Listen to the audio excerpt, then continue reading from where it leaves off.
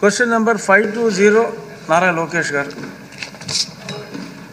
Deputy speaker sir, కొంచెం మంత్రి గారిని రెస్ట్ తీసుకోమని మీరు చెప్పాలి.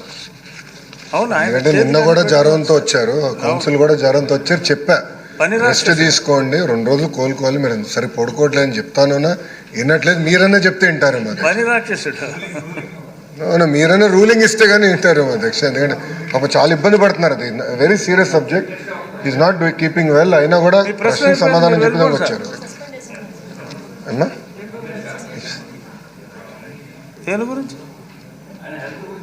చెప్పండి చెప్పండి సార్ ఒప్పుకుంటారు.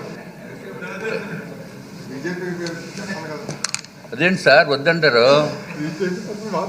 అత్యంత క్లిష్టమైన శాఖ మన గౌరవనీయులైన నిమ్మల రామానాయుడు గారు చేస్తున్నారు అధ్యక్ష. మంచినీరు డాక్టర్ రామానాయుడు గారు మా ఊరే కాబట్టి స్పెషల్ ఫోకస్ ఉంటుంది. మా జిల్లా అధ్యక్ష, నేను పుట్టిన ఊరు పక్కనే వారి ఊరు.